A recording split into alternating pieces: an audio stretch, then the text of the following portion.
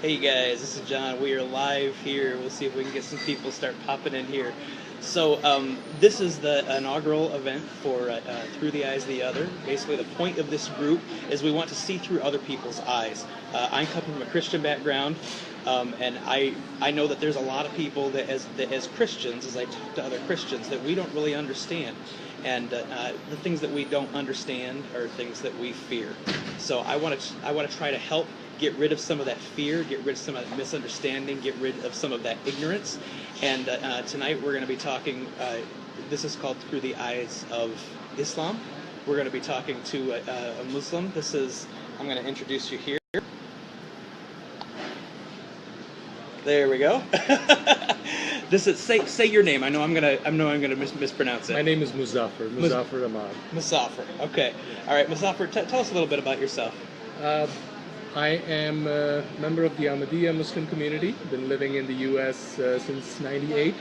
Live in Fishers. I'm an IT professional, and I just love to talk about the peaceful message of Islam. Try to clarify some of the misunderstandings that we have spread in our society about Muslims. Yeah, that's great. Yeah. You know, that's really the point of what I want to do. You know, I want to help people because I know there's a lot of misunderstanding. Yes, and I want to thank you for organizing this group, and I love and appreciate your passion about clarifying things, about looking through the eyes of the others. Yeah, I think absolutely. It's not easy to do, but it's something we all need to do. Yeah, appreciate it. So we're here at Panera Bread. Tell us a little bit about this group. So I have you here on camera here. This is Right. the first time you've done it on camera. But tell us a little bit about this group that you do at Panera Bread. Yes, this group, we call it Coffee, Cake, and True Islam. So every Wednesday night, we meet here at Panera Bread in Fishers at 7 o'clock. And it's a very casual environment where we invite people to come in. We serve them coffee and cake, and we are here to answer their questions about Islam.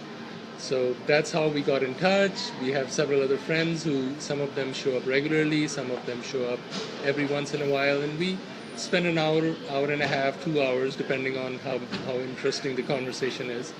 And we just talk about religion, about whatever is interested at that time.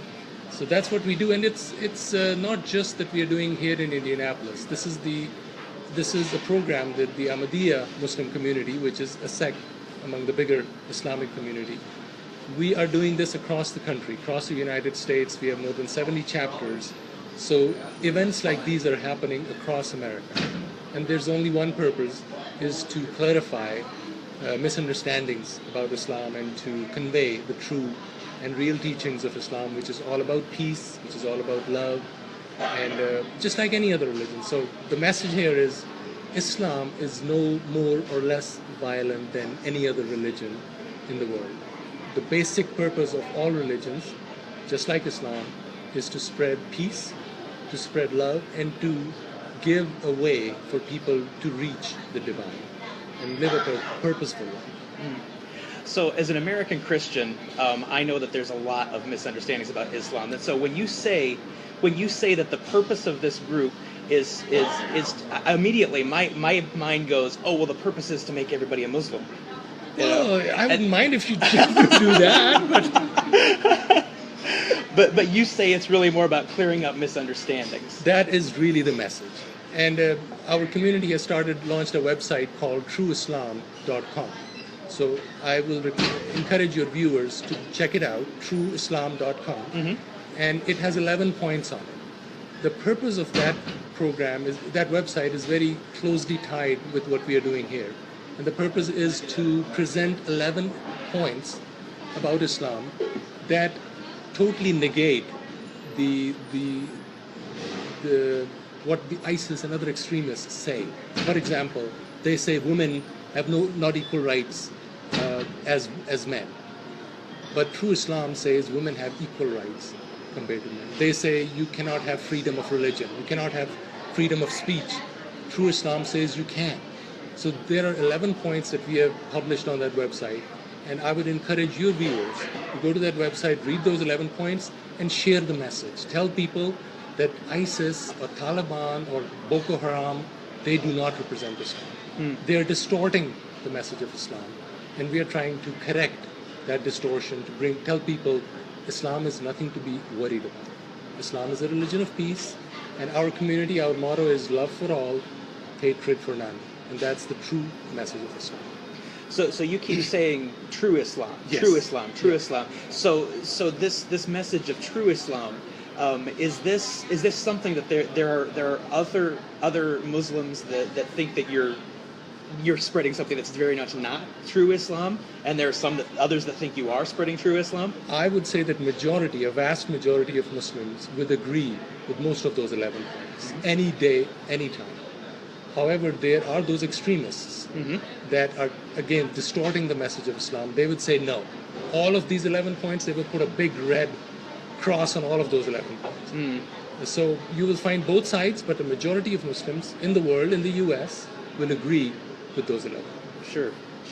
Now you said that you've done. Let me see. I'm looking here. Hi Amanda. I'm looking to see what your comment is. Okay, I don't see a question. If you've got some questions, if anybody's got questions that they want to ask, feel free to pop the questions in the comments section. Now you said that you had an event that you've done before where you had questions that come from an audience. Right. Were there any of those questions that you think would be really relevant to that you would want some of the people in this video to hear? Sure, I would love to mention some of those questions. Before I do that, what I would like to do is read those 11 points Sure. that we have published on trueislam.com. That will give an idea of what kind of message we are portraying. And then I have a stack of questions that were asked by me through by a group at Carmel Public Library. Yeah, and maybe if you could pick one or two of the questions, Sure, and we'll do this again. Sure, We'll do this again. sure, There'll be more yeah. opportunities. Yeah, and the best thing would be if I answer questions instead of a one-way communication. So Absolutely. I would encourage anybody, if you're watching, and if you have a question that you want to ask but don't feel comfortable, please ask that question. There's no wrong question. And if you're not watching live and you're like, man, I wish I would have been here, we'll do it again. Just put your question down in the comments. We'll get it next time. Exactly. Yeah. Ask the question in the comments, and we'll address them next time. So let me go through those 11 points that you can find on trueislam.com. First point says that Islam completely rejects the idea of terrorism. So that's one point, that Islam's teachings has nothing to do with terrorism. Islam has no place for terrorism. Number two, Islam believes in non-violent jihad. We use the term jihad all the time. ISIS used this term to kill. We say that the true message of Islam is that jihad is a struggle. It's a non-violent struggle, and it is a struggle to improve ourselves. And if we disagree with something, the jihad that Muslims are allowed to do is to speak about it, is to write about it. There's no place for violence. True Islam believes in equality of women and in their empowerment and education. True Islam believes in freedom of speech and conscience. True Islam believes in separation of mosque and state. ISIS says we are going to set up a caliphate where we will rule the world. Islam has no concept of state and religion getting mixed. So this is, for instance, I know in Dearborn, there's a lot of fear about Muslims wanting to declare Sharia law, Right. quote unquote. Yeah.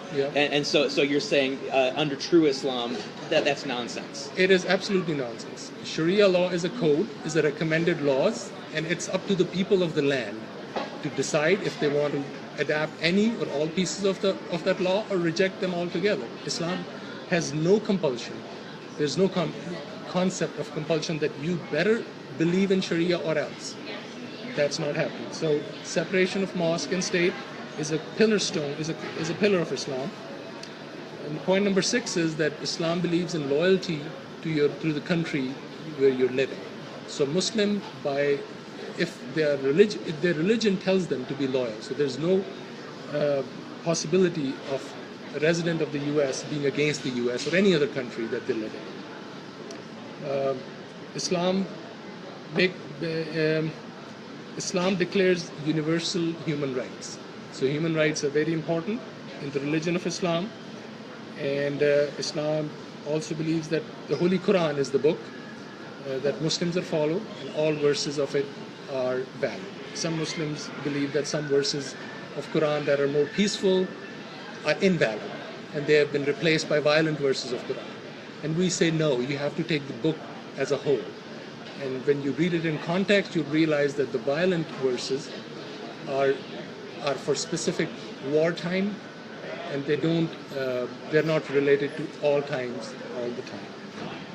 Islam says that there's no religion has monopoly on salvation, so you don't have to be a Muslim to be saved. So that's a very key point. That's very interesting. Yeah.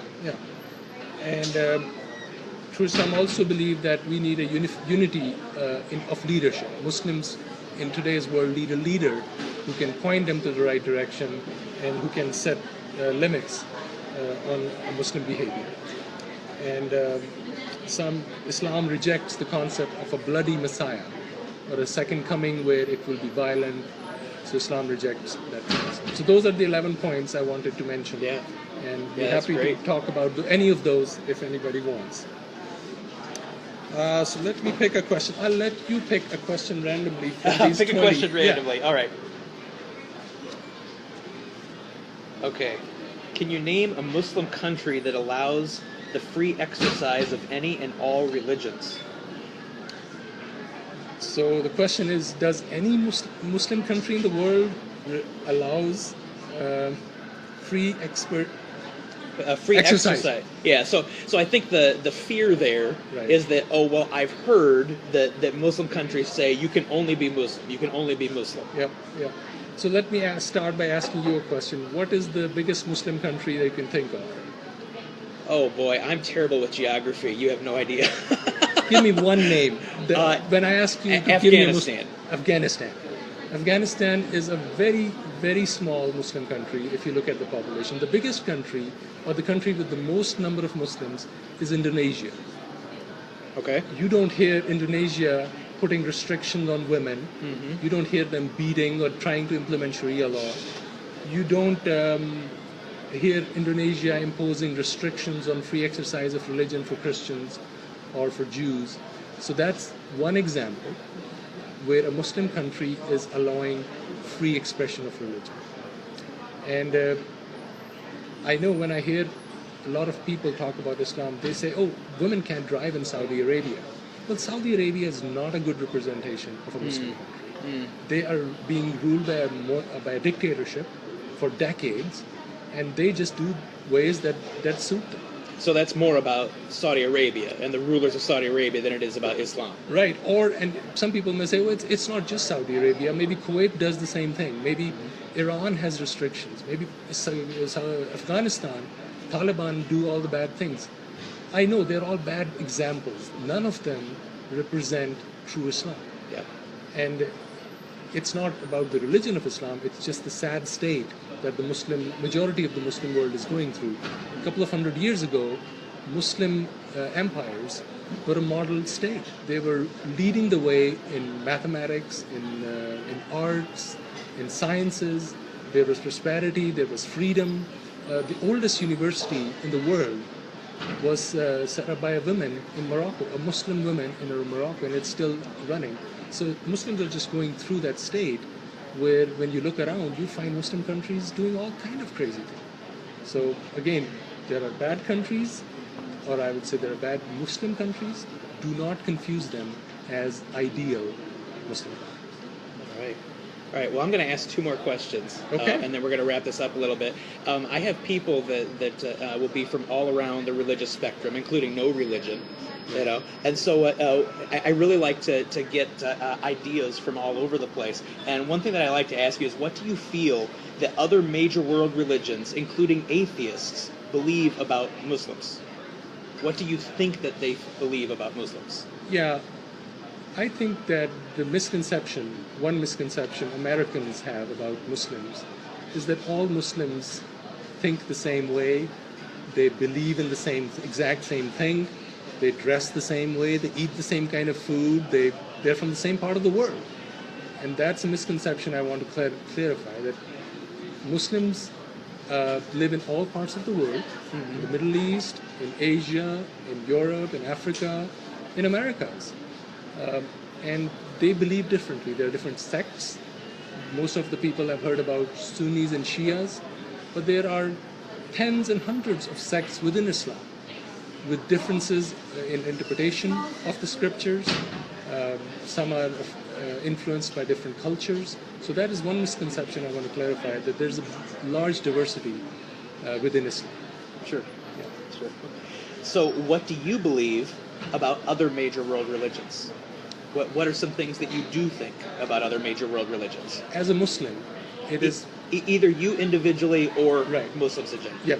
So I'm going to talk about Muslims in general. Okay. As part of our belief, it is part of the basic Muslim belief to believe in the true truth of Christianity, Judaism, and other religions that have existed in the world over the past.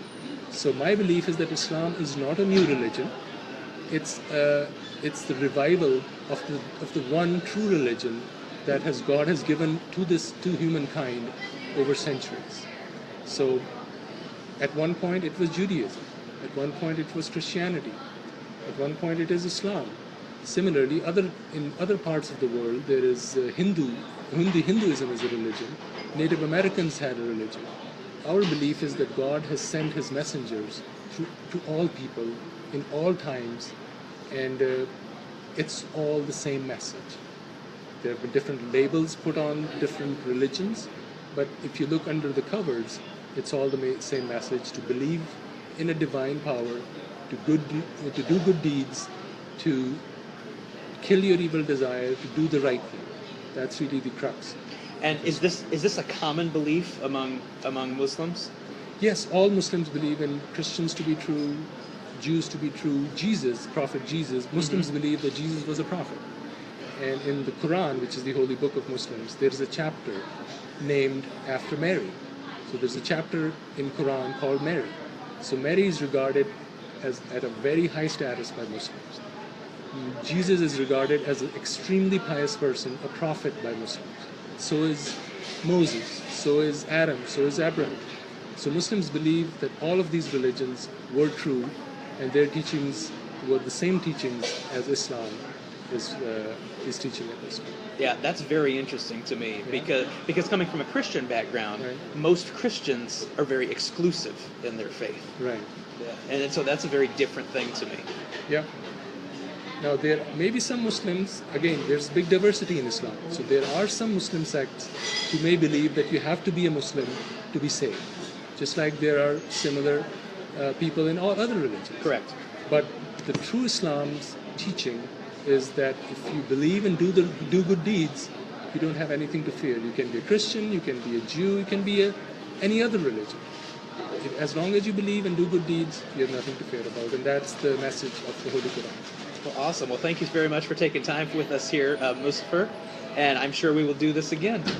I'm glad to be here, and once again, thank you for doing this. I really am very impressed by your passion of spreading the knowledge, dispelling our notions that we have developed about different communities in the world, but in our neighborhood. So God bless you, and keep up the good work. Excellent. Thank you. Thank you. All right, guys, so I'm going to sign off here. Hope you enjoyed that. If you have any questions, anything you want to add for the next time, please feel free to add it right down in the comments. Just put any questions you have. We will definitely be doing this again at some point.